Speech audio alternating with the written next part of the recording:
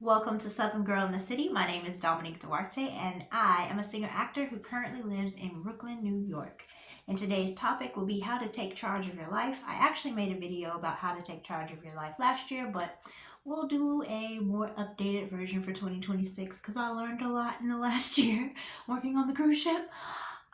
So the first thing you want to do when you want to take charge of your life is you got to make a plan. You can't go anywhere if you don't know where you're going. So, usually every year, I write a list of all of my goals that I would like to accomplish by the end of the year. Do I hit every goal? No. But it gives me a guideline of what I would like the year to look like. So, if you want to do something, you got to have a plan. Like, I know that sometimes people over plan or they overdo, but I think that having a plan gives you an idea of where you want to go. And making a plan before you can even make the plan, you got to figure out what are your goals. Like, what do you want to do?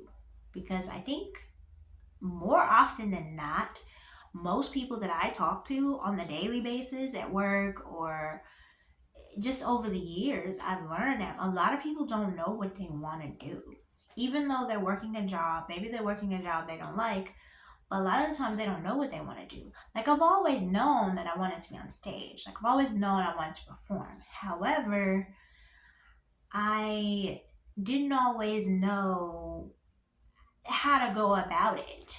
And I'm getting a better idea, but I'm always surprised that people don't know what they want. Like, they don't have a clue. So it's like, ask yourself when you were a kid, what was something that you enjoyed doing? What was something that you liked doing for fun? And if you can't make a career out of that, try to figure out, well, what am I good at? What comes to me easily? Like, what are things that I do well that doesn't take a lot of effort? Um, because we all have natural gifts. Like, there's some things that we just get immediately. And sometimes I think we're working harder, not smarter. And I think if you are naturally good at something, use that. Um, and I don't know about monetizing every time you have a gift because I know that sometimes people get burnt out. I get it. But hey, at least try. And if you do get burnt out, then you can always do something else. But just think about making a plan. The next thing is once you figure out the plan, like you've written down your goals for the year, or you figured out what career you would like, commit to taking consistent action. We'll figure out what actions you need to take. So, for example, one of my goals this year was to learn to cook meals at home consistently. So, in order for me to take that action consistently, I started ordering every plate boxes. Every plate is similar to HelloFresh, but it's a little cheaper, a little more affordable. But every plate gives you 3 dinners, and each dinner lasts 2 days because I'm cooking for one person for 2 days. So it's 6 dinners if you cook for the week. And in the last 2 months, I've made about 21 meals. And these are meals I have never cooked in my life. They were actually quite complicated for me because I have such little cooking experience and I've been doing the bare minimum when it comes to cooking. Like, I will warm something in a pot and call it cooking, but this time I'm actually like putting salt and pepper on the chicken and like patting it down and making the sauces, and it's intricate, but it's becoming easier the more I do it. However, by me ordering every plate is giving me a chance to learn how to cook. Because a lot of people's like, well, you could just buy the ingredients and do it yourself. However, I've been trying to do that for years and it hasn't been working. So if it ain't working, you gotta try something else. So this time, I think by me doing every plate, I'm able to get all the ingredients. I get just enough ingredients to make what I need to make, so I don't have a lot of excess. Because I think too, a lot of the times when we're buying groceries, I know groceries are more expensive now, but when you were buying groceries, a lot of the times you're buying too much and you don't end up using all of it. So with every plate, I'm only using what I need and I'm not having excess left over, which is great. Um, so that was one thing that I started doing so that I could start cooking more consistently. I cooked yesterday some smothered meatloaf and some potatoes. It was really good. I have some leftovers today. Um, and then the next thing on my plan was to take acting classes and vocal coaching consistently. So I signed up for an acting class this past 6 weeks. I took an online on camera technique acting class. I did it for 6 weeks. And then I also started taking vocal coachings once a month. So in January, I took a vocal coaching. In February, I took a vocal coaching. In March and April, I may take a Zoom coaching. And then for the acting class, now that this is ended on Sunday, I'm going to maybe sign up for a class in the summer. So I think for the acting classes, I'll just do them for the season, and for the vocal coachings, I'll just do once a month because that's what I can afford. But it's better than the zero that I was doing before. And I'm learning a lot. I'm learning so much in the acting class I learned, and so much that I learned just from my vocal coachings. I came into my audition on Saturday, auditioned for this theater that I never auditioned for before in front of a panel of people, and they laughed and they liked my performance. I don't know if I got a call back. You just never know. You kind of have to leave it after you exit stage left. But I would say I felt more confident than I ever have felt in an audition. I wish I had been taking vocal coachings from the beginning, but I just could not afford it. And I wish I had been taking more acting classes, but I just, hindsight is 2020. But now it's become a part of my consistency. Um, the hardest one that I'll just be honest, the hardest one for me on the list this year is just reaching my goal weight. I'm having the hardest time with weight really ever since I turned 30. But I would say, I did lose the 30 pounds, but I had lost an additional 9 last year before I went on the ship. But now I'm like, I don't care about saying my weight. I'm 165, and when I got off the ship, I was 169. So I've gone down to 165, I've gone down to 164, and then more back up to 165. I'm just kind of like living in the same space. But I am eating overall better, but I could do better. I could tighten up the diet still, and I just can't seem to do that. But I am cooking more, so that's progress. The thing is consistency, and for me with food, it's been really hard to be consistent. And I think some of it is my work schedule. One minute I'm off, the next minute I'm working at 5 or 6 o'clock in the morning, the next minute I'm working at 4 p.m. to midnight. So like, because my schedule is so like this, it has been the hardest part about being an adult for me is my eating. And I would like to get it under control because I know that I'm 36 now, and I know that it could cause more problems later if I don't eat healthier, which is why I'm doing much better cooking at home. But I would like to not eat as much sugar. I still could tone that down. I was trying to give it up for Lent, and I still went back to it. So we're gonna try to really cut down on the sugar. I'm going to have to figure out what's called a floor and a ceiling. I took a class last year called Thriving in Your Acting Career. And in that class, I learned about floors and ceilings. I think a lot of the times I'm setting myself up for failure because I'm trying to do so many things at one time.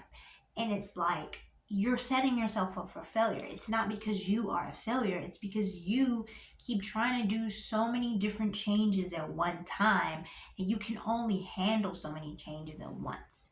So right now, I'm dating on dating apps. I am taking vocal coachings and acting classes. I am, cooking at home, meat recipes that I've never cooked in my life. And I've been doing that since early December. So these are all huge changes for me. So even though I feel like, oh, you're not at your goal weight, but it's like, oh, but you also made a lot of changes and you're also doing a lot of new things. So I wrote down a floor. Floor would be, what is the bare minimum I can do, or bare minimum consistent action I can take that's going to, on a day that I'm not feeling that great. So I wrote that down. And then I also wrote, on a great day, these are the actions that I know I can take consistently on a day that I'm feeling amazing. Because that is another thing. I mean, I struggle with my mental health. So, like, there's some days where, hey, I'm feeling on top of the world. Today, I felt like I can do all the things. And then there are other days where I feel really down and it's really hard for me to get out of bed. So, I think having the floor and the ceiling is going to help me regulate my consistent actions. So it's not that I'm doing nothing, but like I'm doing something, even if it's something so small as just you brushed your teeth and you showered today. Congratulations. Like for when you are struggling with your mental health, that is something that is hard to do. I'm not gonna lie. There are days where that is not easy. But most days it's fine. But there are some days where it has been challenging. But on the days that I'm feeling great, it's like, okay, I can accomplish quite a few things. Um, and I wrote it in a notebook, the floors and the ceilings, so that I can have some consistent action even when I'm not feeling that great. So that I'm not putting so much pressure on myself. Because it's something that comes up in therapy too, is that I am a workaholic and I just do too much. So I kind of need to tone it down. And even when I'm toning it down, sometimes I'm feeling like I'm being lazy. But it's like, no, you're not being lazy. Dominique, you worked on a ship for 80 hours a week for 6 months. You're exhausted. And I keep trying to remind myself of that. It's like, no, in January and February, I haven't done as much. I really haven't. But I'm still doing a lot. Like, it feels like I'm not doing anything because I'm not working as much, but I am doing a lot. I'm still working in an after school program. When I first came back, I was serving and working at the Empire State Building through a Mary events. So I was constantly doing shifts in December, even though I had just gotten off the ship in November, late November. So January, February has really been 2 months of just recovering from what I put myself through in 2025. Because 2025, I was bursting my behind working. And but it feels guilty. You feel guilty because you're like, oh, I shouldn't. I need to work. I have to work. I have to work. I have to work. And I'm like, well, you are working. You're submitting self tapes. You are submitting for auditions. You have gone to in person auditions. I wanted to do 2 to 3 auditions a week, but I did only 4 total the whole month that were live auditions. But, I also am going to be starting rehearsals. I'm not sure what month, but I know I am performing in May. So I will, for 2 weekends. So I will be getting material to start to learn that stuff probably in March or April. I also believe I'm supposed to be called for jury duty next month because I was actually called for jury duty when I was on the ship, but I couldn't take it because I was on the ship. So they told me when I would be available, and I said March 2026. So they told me that I would be called March 2026. However, I still haven't gotten a date. But I know part of the reason I haven't been going to as many auditions is because I know that I'm one, going to be called for jury duty in March. Two, I have already booked something in May. So most of these rehearsals have been starting in May. A lot of these shows have rehearsals that start in May. And if I'm performing in May and I've already signed a contract, I can't take on another project. So a lot of the auditions I couldn't go to anyway. But like this one I went to this weekend, the rehearsals will start in July, which would be perfect because it's after I finish the after school program in June. And then I'm also working for this company where I can sub. And I'm going to try to at least do 1 or 2 days a week starting next week as a substitute teacher to give me some additional income.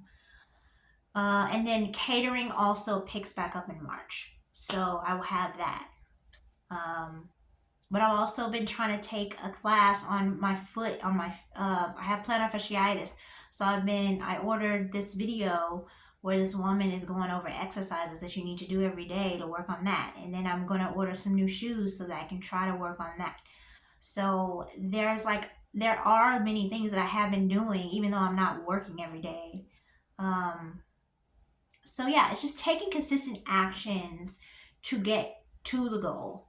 And then the last thing when you're trying to take charge of your life is to put in your best effort. And when I say best, I mean best as in what you can give. Because there are times where I thought I could shoot for the moon every day and then I would just hit my goals and like this. And it's like, no, you need to do your bare minimum best if that's what you can do. Because if you try to set your bar here and super high and then your energy is not super high, you're going to not be as productive as you would like to be. And I think that that's where the wall that I keep hitting is I'm overworking, doing too much, and expecting myself to operate at 100% in every area. And it's like I can't give 100% in every area no matter how hard I try. I'm not everyone else. Like I was comparing myself in therapy to my relatives, and I was comparing myself to this woman who's on the Today Show, and just thinking, well, they're doing all these things. How is it that I can't do all these things at once and still function? And it's just like everyone has a different capacity. So just learning what is your capacity. You know when you are being lazy, but sometimes it's not laziness. Sometimes it is you are exhausted. And I have been exhausted. Like I've had to learn that about myself this year. Like I am tired. Like I really am exhausted. And I really burnt myself out last year because after doing what I did with on the ship, like it just really took a toll on me physically. I'm still trying to recover. Like I have foot pain pretty much every day now, and I'm trying to work on it so that I can, be able to continue to work. But I really have to try to pace myself. That's the big thing with putting your best effort. Pace yourself because you cannot do everything. Try to focus in on one or two solid things that you want to work on. If it's weight loss, work on two areas that can help with your weight loss. If you just log your meals and you just walk a little bit every day, which is what I started at when I did lose 30 pounds, and I still do it to this day, logging my meals and walking is about something that I probably do almost every day at this point. And that habit started years ago. But it started as a small habit. And it wasn't an easy habit to have. And there's still some days when I miss logging my meals. But logging your meals is a great way to give you an idea of what you're eating. And then walking is better. Is sometimes all you can do is walk. Sometimes you can't get to the gym. Sometimes you don't feel like going to the gym. But you can move your body in some shape or form. Or you could do a workout at home if you don't want to walk outside because it's raining or snowing. But just doing some type of physical activity. It could be as simple as something that's 10-15 minutes a day, but it's something that's better than nothing. And that's what I'm trying to remember with my own self is like, something is better than nothing. Because I think I always had all or nothing thinking, like, well, if I can't afford to take vocal lessons every week, then I'm just not going to take vocal lessons at all. But honestly, I probably could have afforded it once a month. Probably but I just kept thinking I needed to take it every week or every 2 weeks. And since I wasn't able to do that, then I just wasn't taking it. But I could have taken it once a month because once a month is still doing something. It's better than nothing. And with a vocal coach, they can really help you with your acting. Because I learned more and more that I don't have to practice that much. What I need to practice is my acting on the song. It's not the singing so much, it's the acting. Because the singing is going to be there. The singing is in me. The singing is the thing that I have been doing for years and years and years at this point. But what I need to work on consistently is acting the song, because that is the difference between booking a job and not booking a job. And there are many people who can sing well. I mean, I've heard many people that audition in New York City. Almost everybody can sing, but can you act? Or do you have a moment before? Do you have actions that you are taking while that you're trying to use to get your goal by the end of the song? Are you telling a story? That's what I'm learning through vocal coaching or working with the vocal coach is how to do the acting. And the acting actually influences your vocal. It actually enhances your vocal. So I wish I had been taking vocal coaching, but I can't go back. But at this point, I'm trying to do it at least once a month. Um, but yeah, I mean, taking charge of your life, make that plan, commit to taking consistent actions. Honestly, the fewer the better. Start as low as you can. Think about the floor and the ceiling. The floor is what little actions you can take to accomplish your goal.